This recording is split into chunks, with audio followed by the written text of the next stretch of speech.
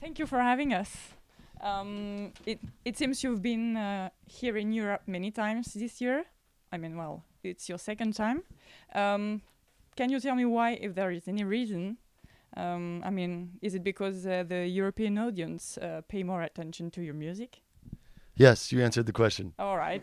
Cool. No, you know, it's our third time here actually Third this time? year. Okay. Yeah. This time was with us. Yeah. But just this year, even This year? we've come 3 times this year. Is that what you asked me? Yeah, this year. This I year? thought it was your second time. No, because we did summer festivals in Italy. Mm-hmm. So, yeah, you can actually be respected and get paid, you know, in Europe. Okay.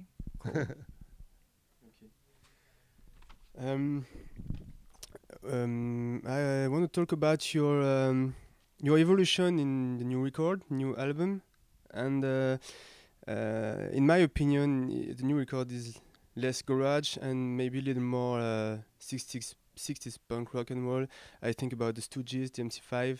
I am right? Is there an evolution compared to the records before, or is it the same recipe? No. It seems that way. I think it's more just the fact that we have a guitar player that knows how to play now. I mean, I'm kidding.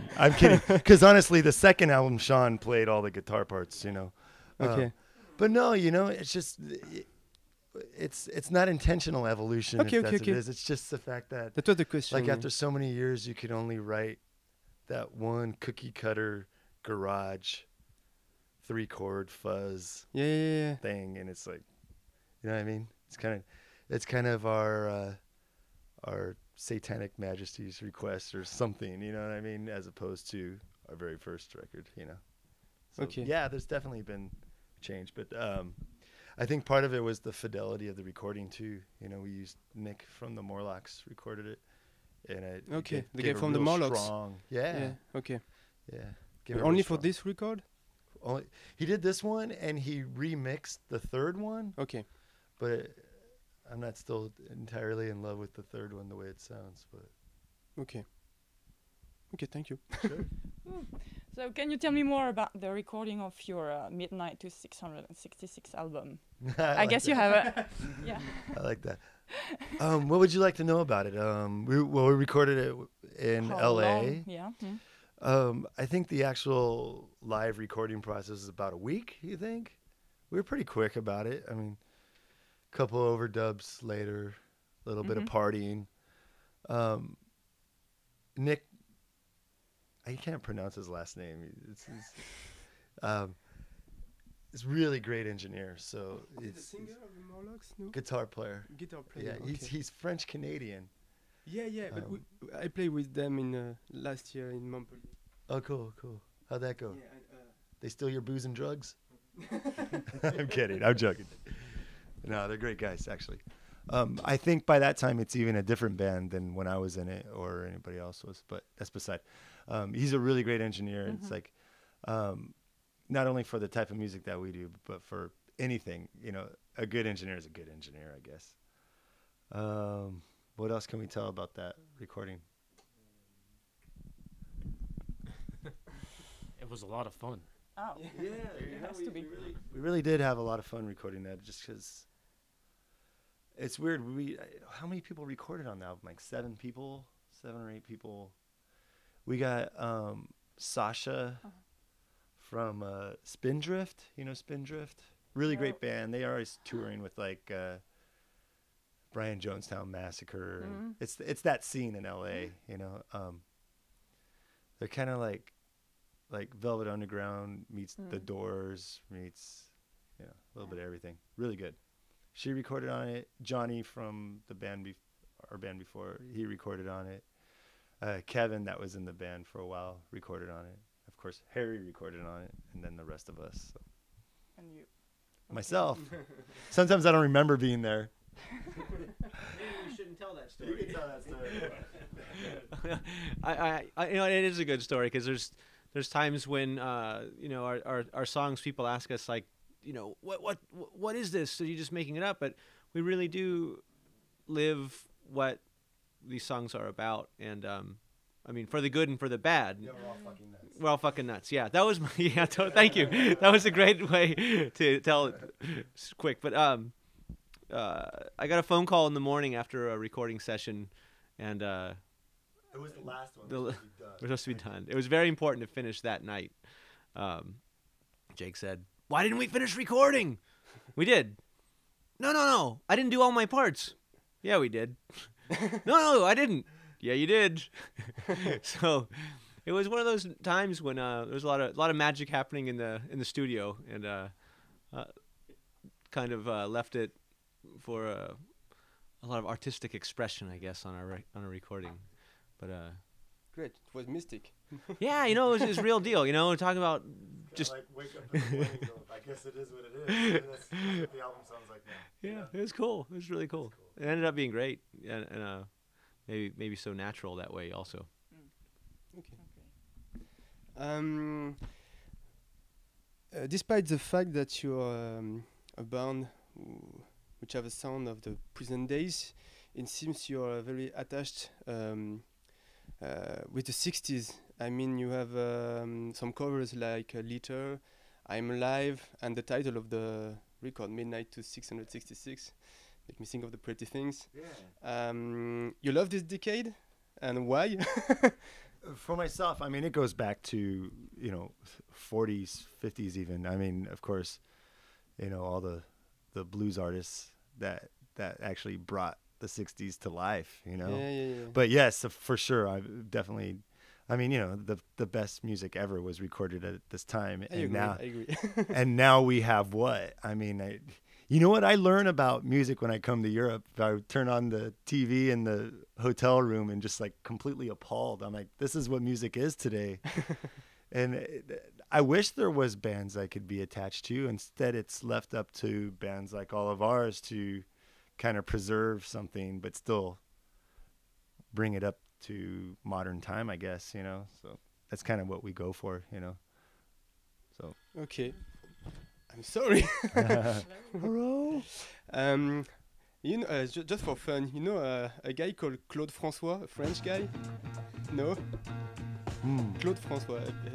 What did he do to of the 60s? Because he made a great cover of I'm Alive too. Oh, cool. Tommy James and the Shondells, yeah. That was just for fun. Honestly, my favorite version is the Johnny Thunder versions, from the Drifters. That's fucking on fire. That was 1968. Unbelievable. I'll play it for you later if you want to hear it. Okay. It is so Great. amazing.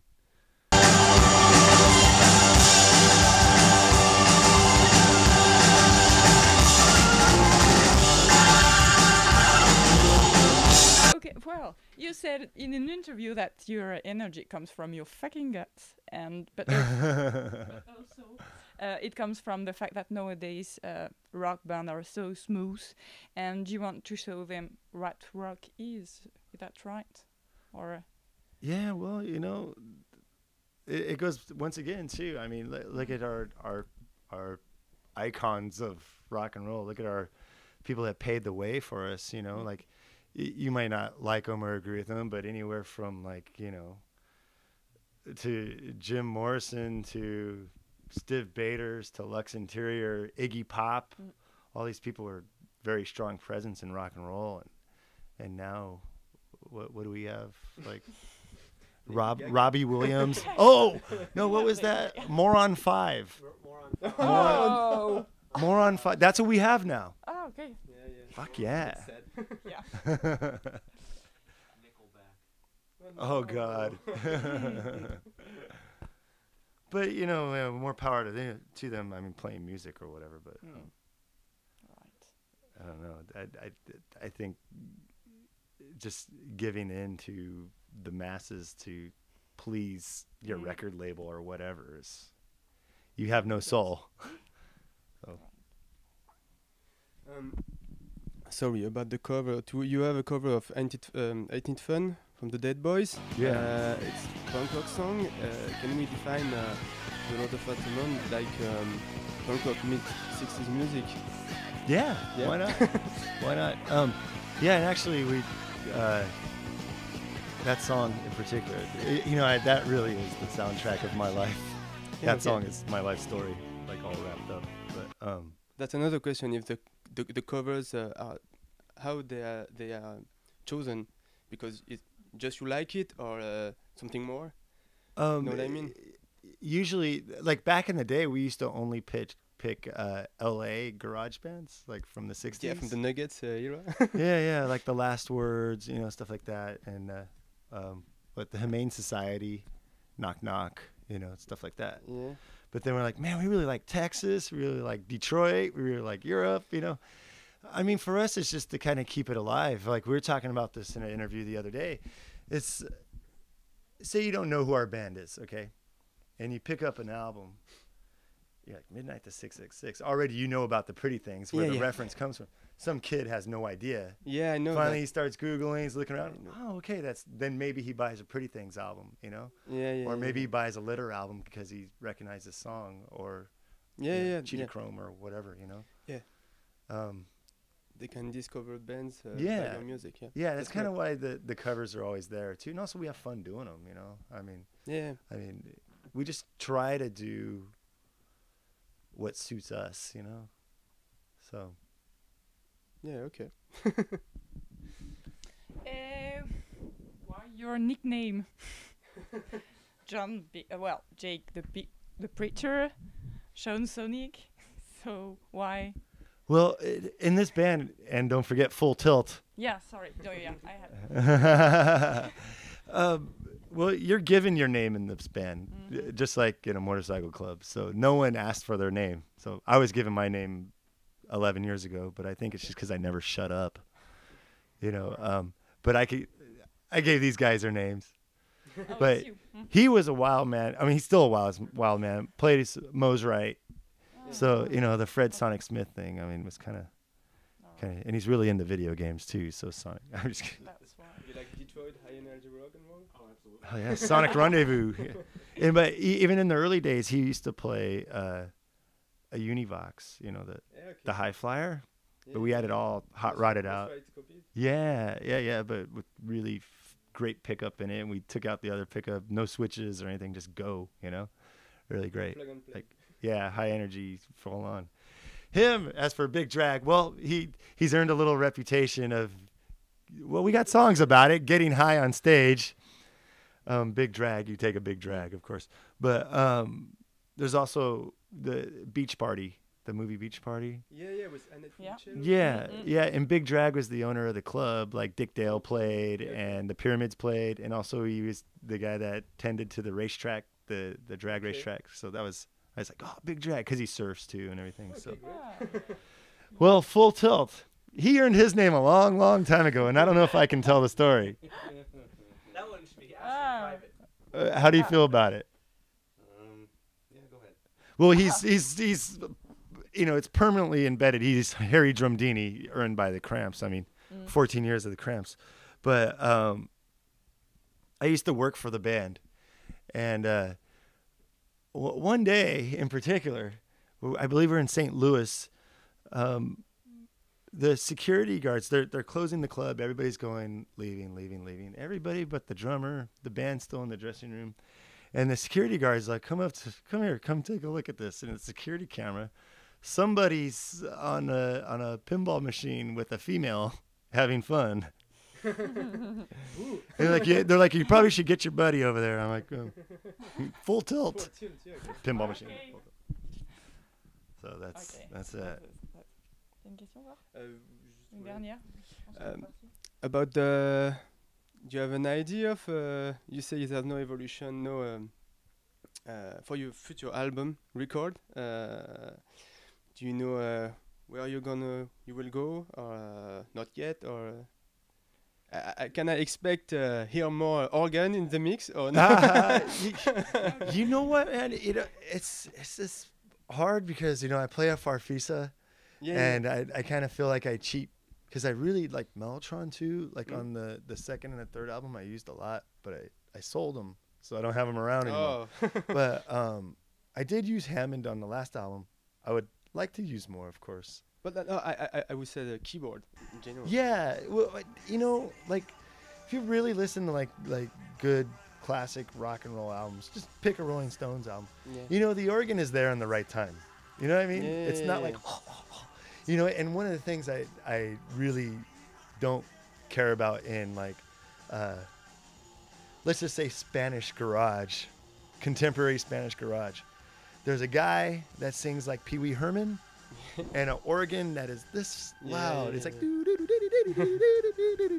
I don't like that. I'm more like, you know, like if you really want to get into organ players, you know, like Jimmy Smith and Joey DeFrancesco and all like the really hardcore jazz players, but it doesn't really suit the music. And when the time is right, I think there's definitely going to be more organ and stuff. But we wrote 2 songs so far, and they're pretty rock and roll. So I'm not sure what's going to happen. But in the it will be like the other lot of Altamont album, or you will change something in the music. You know what I mean? Instrumental album, acoustic album. Well, we're thinking about doing that Christina Aguilera backup vocal, CeeLo, or whatever his name is. Give them what they want. Boosh, boosh, boosh, boosh. Some remixes. That's right. Little GNR. No, you know what? I really can't think about it right now. I mean, it's pretty. This record's still pretty fresh, you know. So we'll see what happens.